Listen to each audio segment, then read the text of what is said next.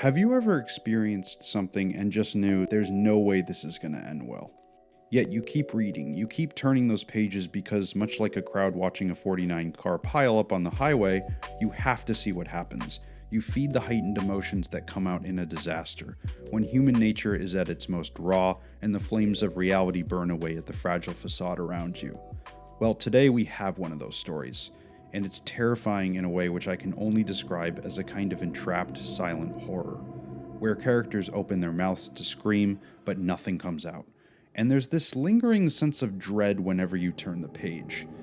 It is as frightening as it is exhilarating, but most of all, it's tragic.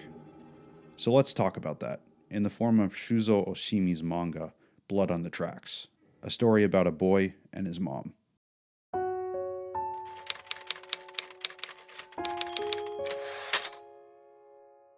Blood on the Tracks opens with Seiichi Osami, a 13-year-old who has a very close relationship with his mother, Seiko.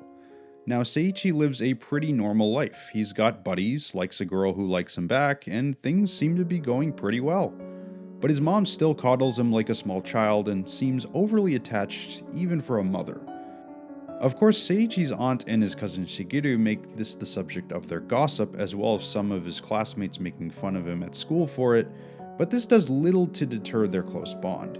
You get the sense that she really cares for him. After all, Seiichi is Seiko's only child, and with her husband Ichiro gone most of the time, it's just the two of them in that house all day. But still, some of their interactions, well, they are a bit much, and I guess in that way, Shigeru's got a point. Maybe not about Seiichi, but about his mom, Seiko. One day, they decide to go on a trip. Shigeru and his family join Seiichi's for a mountain hike, and as the day goes on, things are fine. As usual, Seiichi is the butt of every joke made by his cousin, but he doesn't seem to mind. They're pretty close after all. At one point, Shigeru, being the weird kid he is, startles Seiichi on the edge of a cliff and throws him off balance. Seiko grabs him, terrified. And strangely, everyone's reaction to this is to laugh, his aunt pointing out once again what an overprotective mother Seiko is.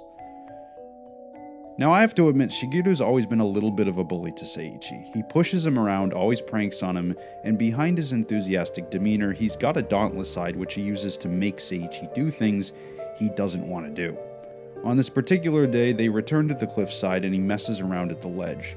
And out of nowhere, Seiko appears beside her son, rushing to catch Shigeru as he loses balance.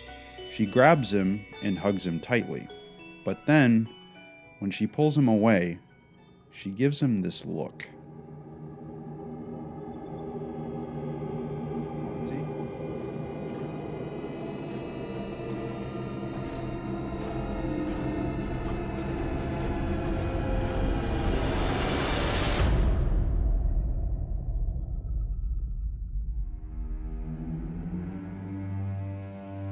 And when she looks back at Seiichi, she just smiles.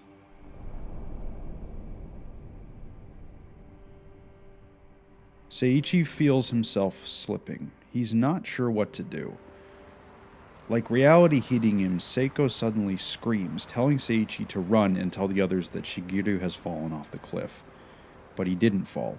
Seiko pushed him, and she enjoyed it.